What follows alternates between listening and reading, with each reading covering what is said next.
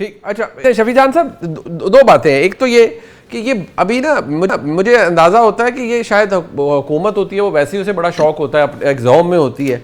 मुझे कौसर काज़मी साहब की बात से लगता है कि ये ना अब आपको समझते ही नहीं है, माजरत के साथ आपको अहमियत इसलिए भी नहीं दे रहे क्योंकि आप लोग एहतजाज करने में नाकाम हो गए हैं। कोई बड़ा शो आप नहीं कर पाते। अडयाला के बाहर 10,000 बंदा कह, आप इमरान खान साहब की हमशीरा कह चुकी हैं, कई दफ़ा वो फरमा चुकी हैं, आप नहीं क्रिएट कर पाते वो शो। इनका हौसला बढ़ गया है, माजरत के साथ आपका हौसला पस्त हो रहा है।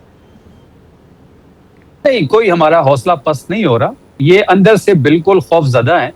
हम उस दिन हार जाएंगे जिस दिन ये हमें एनओसी देंगे लियाकत बाग की या मीनारे पाकिस्तान की और हम लोग वहां पे ना निकाल पाए। ठीक, हम उस दिन कह देंगे कि हाँ, तहरीक इंसाफ की जो एक पावर, स्ट्रीट पावर है, वो खत्म हो गई है। तहरीक इंसाफ जो है उसका ग्राफ नीचे आ गया है। देखिए, खौफ इतना है कि ये हमें कोई एनओसी देने को तैयार नहीं है। खौफ इतना है कि जब अडयाला का दिन होता है तो चारों अतराफ में 5 किलोमीटर जो है नाकाबंदी होती है, कर्फ्यू लगाया जाता है, लोग उठाए जाते हैं, गिरफ्तारियां होती हैं, प्रिजन वैन होती है, शेलिंग होती है, लाठीचार्ज होता है। इतना खौफ है कि इमरान खान साहब से मुलाकात नहीं करवाई जा रही सिर्फ एक बयान की वजह से। इतना खौफ है कि जाती डॉक्टर की रसाई नहीं है। देखिए, अगर ये खौफ ज्यादा ना होते तो ये जो अभी कश्मीर इलेक्शन का जो एक फैसला आया कि हमारा जो निशान था वो रिस्टोर हो गया, उसके खिलाफ ये फैसले खिलाफ ना जाते।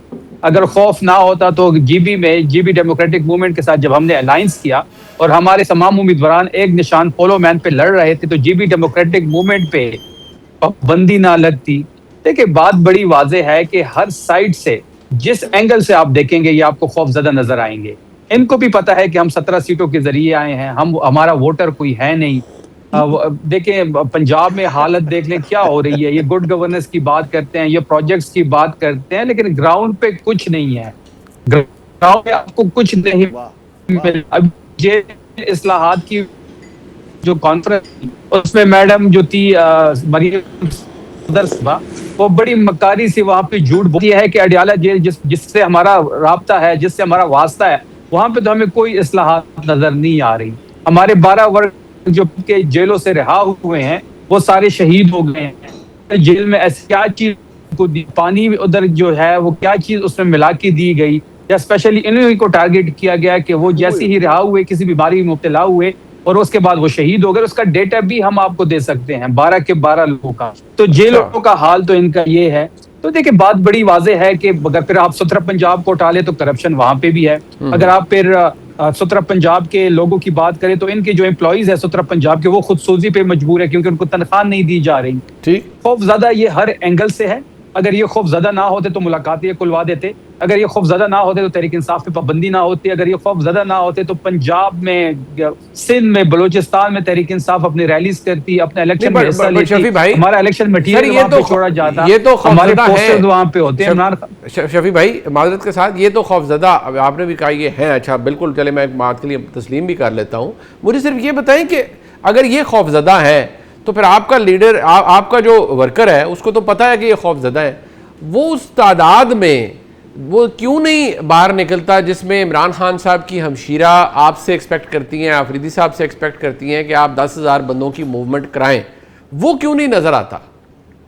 जब स्ट्रीट मूवमेंट की जिम्मेदारी आफरीदी साहब को दी गई थी और जो मनाजिर आपने देखे तो वो पॉपुलैरिटी ही थी, वो लोगों का मतलब बाहर निकलना ही था कि लाहौर में इनको कर्फ्यू लगानी पड़ी। अगर हमारे पास लोग ना होते, अगर हम बड़े नंबर में लोग ना निकाल पाते तो लाहौर में इनको कर्फ्यू की क्या जरूरत थी। फिर सिंध का वजीर आला का जो सीन हुआ वो भी आपके सामने। बलोचिस्तान में 144 लगा देते हैं।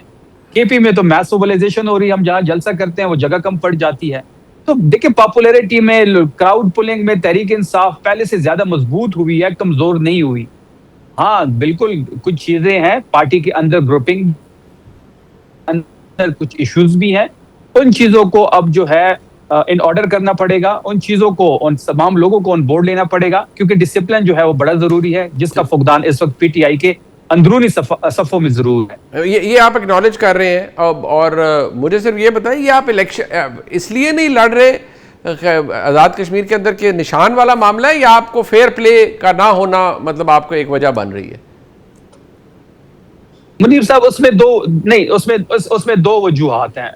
पहली वजह जो जी हमारा निशान रिस्टोर हो उसके खिलाफ, उस फैसले के खिलाफ, और कश्मीर की इस है तो वो खुद एक फरीक बन गया। तो इलेक्शन की तो साख ही मुतासिर हो गई। अब दूसरी जो सबसे बड़ी चीज है वो वहां के हालात है, जैसे कि वहां पे इस वक्त कश्मीरी अवाम जो है वो सड़कों पे है। आपने कल के फुटेजेस देखे होंगे कि हजारों में लोग जो हैं कश्मीर के मुख्तलिफ मकामात पे लोग बैठे हुए हैं। अब इन हालात में वहां पे इलेक्शन कैसे होगा, कैसे कश्मीरी अवाम जो है वो वोट का जो हक का जो इस्तेमाल है वो आजादाना तरीके से कैसे करेंगे। अगर इस इलेक्शन को थोड़ा डिले कर दिया जाता तो बेहतर होता कि इन चीजों को सेटल डाउन कर लेते, क्योंकि ये मुआहिदा जो था वो रियासत का और इलेक्शन कमेटी का था, और दोनों को, मैं सिर्फ रियासत को नहीं, मैं दोनों को कह रहा हूं कि दोनों को इस मुआहिदे का पास रखना चाहिए था। पास रख के चीजों को सेटल डाउन करके वहां पे इलेक्शन करवा देते। अब इतनी जल्दी किस चीज की है, इतनी जल्दी क्यों, ये इतनी जल्दी में क्यों है? क्या फिर प्री पोल रिगिंग करवाई जा रही है? क्या फिर किसी खास जमात को इलेक्शन में बरतरी दी जा रही है?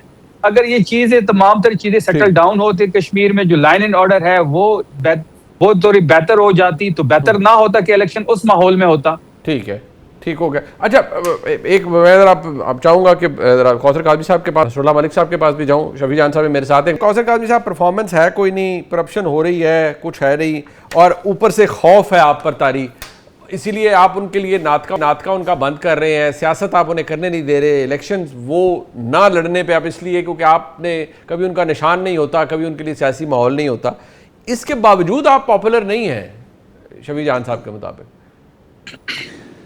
देखिए मुनीब, अभी शफी ने बात की कि जेल से जिन लोगों को रिहा किया गया उनको कुछ ऐसा दिया गया पानी में मिला के कि वो उनकी मौत हो गई। तो मैं यही तो बात कर रहा था कि ये बात करते हुए सोचते नहीं हैं कि ये इल्ज़ामात किस पे लगा रहे हैं, किसको कहना चाह रहे हैं कातिल।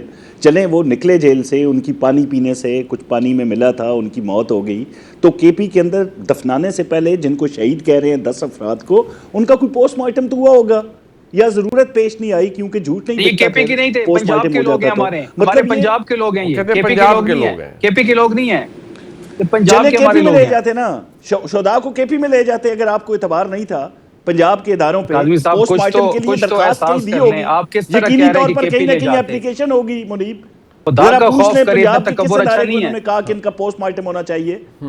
भाई, आपने पंजाब के किस इदारे को कहा कि इन 10 अफराद में से 5 का पोस्टमार्टम होना चाहिए? नहीं कहा होगा ना। अभी आपको याद आया कि उनको पानी में कुछ दिया गया था, वो शहीद हो गए, हमने दफना दिया, जनाजे हो गए, वो ऐसे ही जैसे 26 पे हुए थे, बिल्कुल इसी तरह का एक झूठ बोला गया। तो जहां तक ये बात है ना जी कश्मीर के हवाले से, तो काला दम जो जॉइंट एक्शन कमेटी है उसको सने 9 मई की ज़िम्मेदार तहरीक इंसाफ पूरी तरह सपोर्ट कर रही है। भाई, हम क्यों मैसेज दें कि वहां काला दम है, ये तो सियासी जमात है। हजारों बंदे आपको मुजाहिरों में नजर आते हैं ना मुनीब, तो हजारों बंदे इंतखाबी जलसों में जो PMLN के आजकल में हो रहे हैं उससे कई गुना ज्यादा बंदा आपको वहां पे भी नजर आ रहा है। तो वहां पे जो कश्मीर के लोग हैं वो बिल्कुल पाकिस्तान के हवाले से उनका मौक़िफ़ बड़े वाज़े है, वो हमारे साथ हैं, हमारे भाई हैं। उनमें जो अनासर जिनको रियासत जिन तंजीमों को बैन कर चुकी है, अगर वो कोई शोर शराबा करना चाहते हैं, कश्मीरियों के हकूक़ की बात करते हैं, बिल्कुल करनी चाहिए, हम उनके साथ हैं। लेकिन अगर वो ये कहें कि क़याम पाकिस्तान से लेकर अब तक जो मकबूजा कश्मीर से हिजरत करके पाकिस्तान के मुख्तलिफ